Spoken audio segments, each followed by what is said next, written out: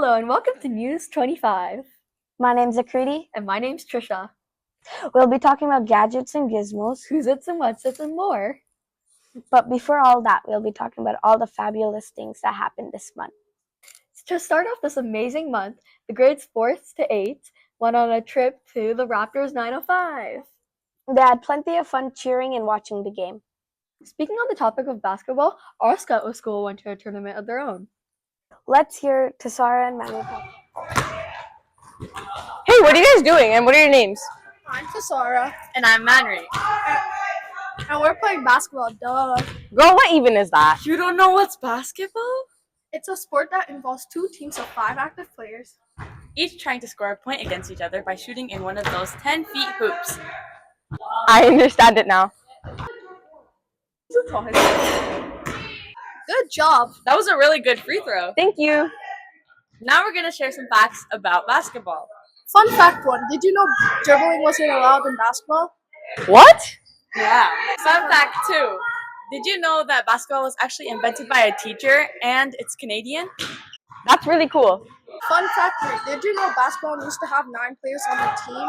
These keep getting crazier. And last but not least, did you know that basketball is actually 134 years old? Thank you, Anne. And now let's head back to our anchors. I think I might try out for the basketball team next year because it kind of sounds interesting and fun. Hey, Credy, do you know what the planetary alignment is? No, what is it? I don't know much about it, but we do have Mishika telling us about this out-of-world masterpiece. Get it? Yeah.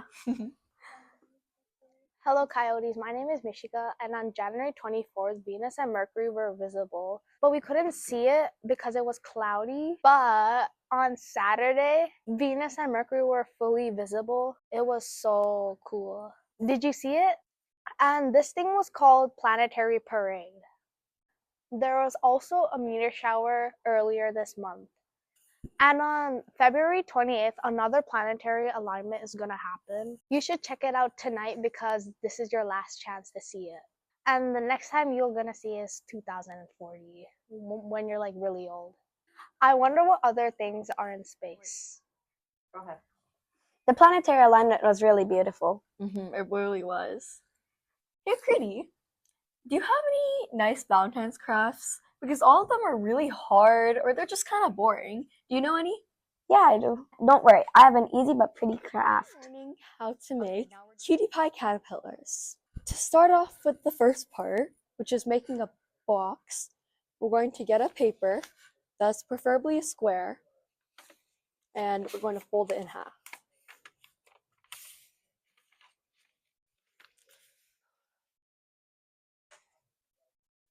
Then we're going to fold that in half again one more time.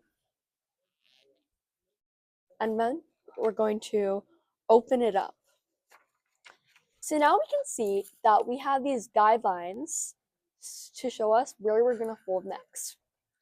We're going to take one of these squares and we're going to fold it in half so the edge, so the corner reaches the middle, like so. Then you're going to repeat that on all the other sides. So it looks like.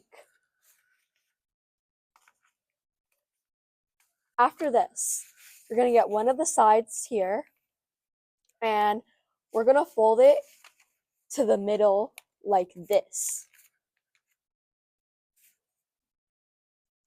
And we're going to repeat that on the other side.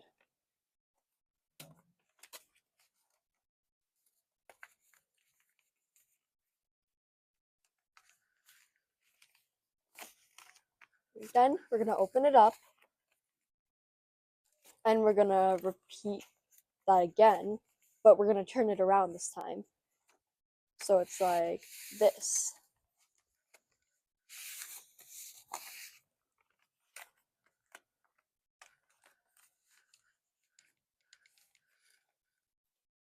Now again, we have these guidelines, which is going to be important for a further step.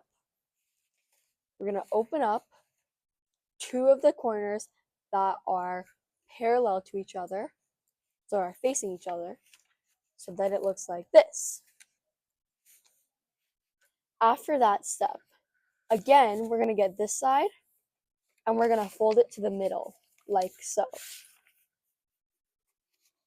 And you're going to do the same on this side. So you should have a shape that looks something like this. Now this is a tricky part, so listen carefully. Now you can see that we have these guidelines here, and I just drew on them to make them look a little darker, and it should look like a Z. So we're going to use those to make the walls of the box. You're going to get it, you're going to get the side, and you're going to fold it on the part that goes diagonal, and you're going to pick it up like that. So it looks like this. You have a side here. I'm going to repeat that here. So it looks like this. Now what we're going to do is we are going to get a little bit of tape. You could also use glue or staples if you have parental permission, but I find tape works the best and is the most effective. Put some tape here so it stays.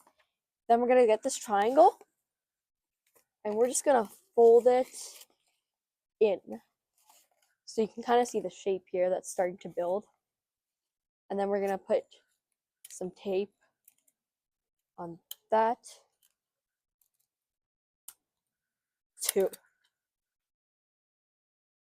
So it looks like this. There you go. We already have 3 sides. Now we're going to repeat the same thing that we see on the Z's, and it's going to fold in perfectly so we can have a perfect square here. We're going to get our final piece of tape for this box. And there you have it. This is what we're going to use to store the Cutie Pie Caterpillar, and maybe a little extra something. So now we're going to make the Cutie Pie Caterpillar. So here you see we have 2 strips, and they are a bit folded to make them thicker. Plus, we also made sure they're a bit large, so they're about 1 to 2 centimeters each. You're going to get the 2 strips and put them into an L like that. Then you can tape, glue, or staple them. We're just going to use tape. Then you're going to get the one that's on the bottom and you're going to fold it up like this. Then you're going to do that again on the other side. And you're just going to repeat that until you're done. So now we have caterpillar part. It's okay if it does look a little bit messy. But now what we're going to do is we're going to tape both sides just on the ends. So now we have the slinky part of our caterpillar. We're going to go back and we're going to get our box that we have, and we're going to use tape to connect them to. For the tape part, if you're planning to use it, you can make a circle using the sticky part, so the 2 sticky parts connect like that. Then you can put it. Then you're gonna put it in the box. As you can see, there's a lot of space, so you can also put stuff like notes or candies for your friend. For the next step, we're gonna make the head for the caterpillar. Using the scrap paper that we had left, we made a heart that we're gonna cut out for the head. Okay, so now we have a heart, and you can go crazy, decorate it anything you want. You can add googly eyes, or you can just draw, and you can add the antennas. Go crazy. And then we're gonna stick it on to the slinky, just like how we connected the slinky. So there we have it. We have our Cutie Pie Caterpillar, and the caterpillar is fun because it moves around, and it also, you can squish it and bring it back up. Thank you for this fun craft that I can give to my friend. You know what else I love though? What? Romance books. I'm not a fan of romance books, but I know who is. Ramneek. I bet she can tell us a lot about romance books. You're probably right. Let's go on to her. Hi, I'm Ramneek, and for this month, I'm going to tell you some good books found in the romance book box, which is at the back of the library near the window. The books I'm going to talk about are Sweet and Sour, The Statistical Probability of Love at First Sight, and Dogman. First up, we have Sweet and Sour. This book is about a girl named Mai who goes on vacation with her family to visit her mom's friend's family and her mom's friend's son Zach. But that's going to be a problem because a couple of years ago, Zach said something about Mai, and now Mai wants revenge. But during all of the stuff that's happening, Mai never finds a good time for her revenge. But will she ever find a good time? The next book is called The Statistical Probability of Love at First Sight. This book is about a girl named Hadley who goes to London for her dad's wedding.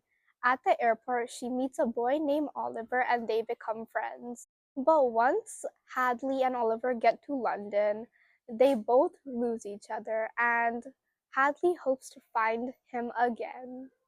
The next book is a favorite and well known of many. It's Dogman. Dogman is a must-read for February. Valentine's Day is not just about love, it's about friendships and caring for each other, which is exactly what happens in our beloved Dogman books. If you're not into romance, this book is for you. This book has the love of Dogman, Little Petey, and ADHD who work together to stop villains from the world. This book is also filled with action and fun, and lots of different types of friendships and stuff that happen in your life. That's all for our books. Make sure to check out some books this month. Have a great day. Oh, your turn, yeah. I really want to read the book Sweet and Sour now. I really want to read Dogman. You know, we're talking about all this Valentine stuff, but what is it about and like what's the origin of it? I'm not sure. Maybe Bob Huff knows. I'm not sure he knows. Let's head on to Yashiro who will tell us about it and I'll educate us and Bob Huff a little bit. Thanks, Anchors. Now, we do know February has long been the celebration of love and romance, especially with the celebration of Valentine's Day. The holiday combines both Christian and Roman traditions. Its roots trace back to the Roman festival Lupercalia, which is celebrated of love and fertility. Over these years, these traditions shaped and combined together to make Valentine's Day as we know and love today. But do you know the real history of Valentine's Day? Well, I'm here to tell you with somebody named Valentine. Valentine did not listen to Emperor Claudius II's ban on marriages for soldiers.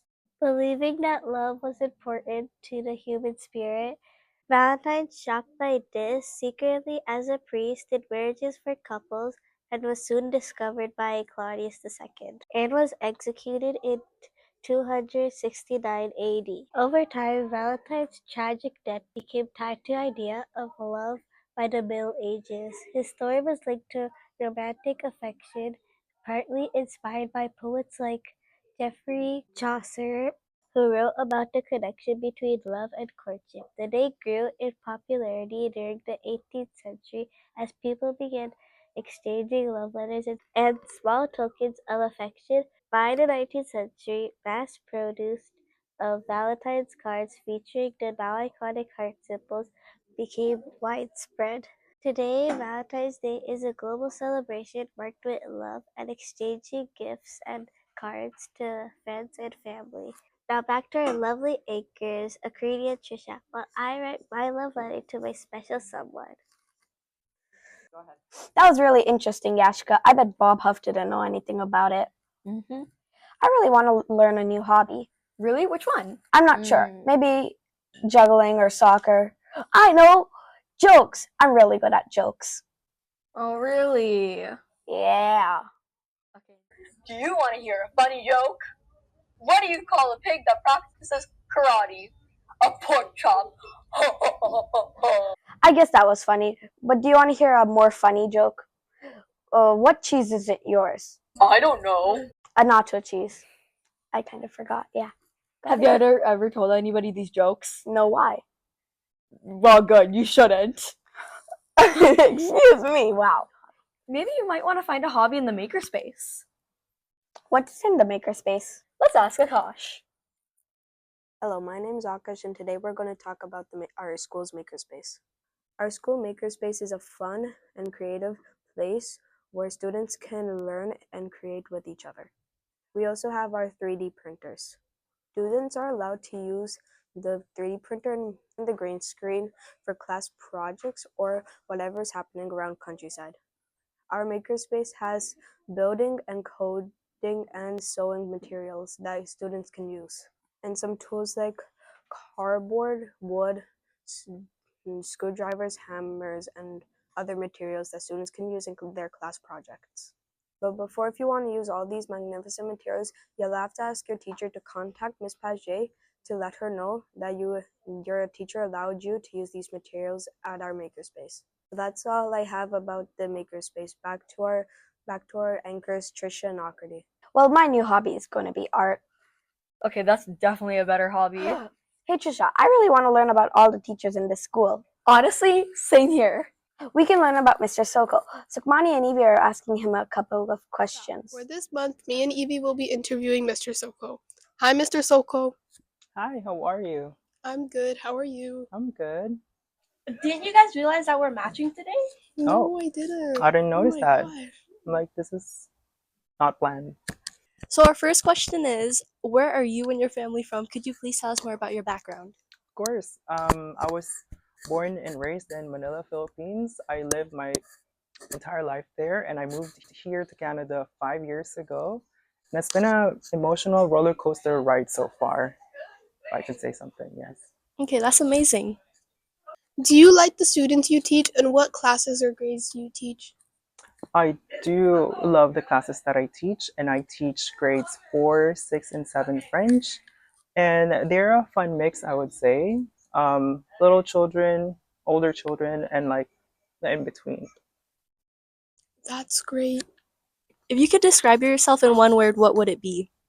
If I were to describe myself in one word, it would be the word human.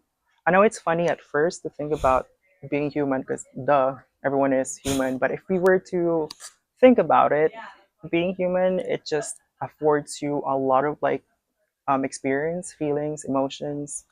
And whenever you remind yourself that you're human, it just takes off any anxiety, any worry that you have for the future. And it just like humbles you at the same time. Okay, that's lovely. What is something you think we don't know about you? Since I'm very new to the school, there's a lot of things that people don't know about me. And if I were to share one thing, it's that my love for musical theater, show tunes, anything that's about Broadway or West End. I do love a good musical. The one that I recently saw was Wicked on Broadway, and it was really beautiful. Who is somebody that you're thankful for during this Valentine's Day? Oh, for this Valentine's Day, aside from my family, from my parents, aside from them, and also aside from my friends and all the people who showed me love, I'd like to thank myself because I think I do need to appreciate myself some more and show myself more love. And that's what I'll be thankful for this Valentine's Day myself. Okay, that's amazing. Okay, thank you for your time. We hope to see you around the school soon. Now let's go back to our anchors, Trisha and Well, Akriti. 6 teachers down, 70 more to go. Hey Trish, what's your favorite thing about your teacher? I don't know, I guess it's the fact that she makes learning unique and different, so the class doesn't get as bored. I wonder what other students like about their teachers. Good thing Pearl's interviewing the students and asking. Hi, I'm Pearl, and in honor of Valentine's Day, I went around CBPS asking students what their favorite thing about their teacher is. My teacher's Miss Gill, and my favorite thing is that she helps me understand in the right way. That's nice. Who's your teacher and what's your favorite thing about them? Miss Judd, and because she gives me candy. My teacher is Miss Sora, and my favorite thing about her is she's very nice and she teaches us multiplication, and I like that. And what's your favorite thing about them? My teacher is Miss Hunter, and my favorite thing about her is that she's very understanding. Like, for example, one time I was a little bit upset because I didn't win a competition, but then she called home after I went back home, and then she made sure that I was okay, and she talked to me and made sure that I was like dealing well with it. That's sweet. And what's your favorite thing about them? My teacher is Miss Dennis. My favorite thing is that she like lets us be creative and like lets us do fun stuff. That's amazing. Wow, I love how everyone has something unique they love about their teacher. Aw, that was nice. Happy Valentine's Day to all the teachers. On another note, Make sure you don't use your cell phones during school hours and remember the golden rule. treat others the way you want to be treated. Bye, coyotes!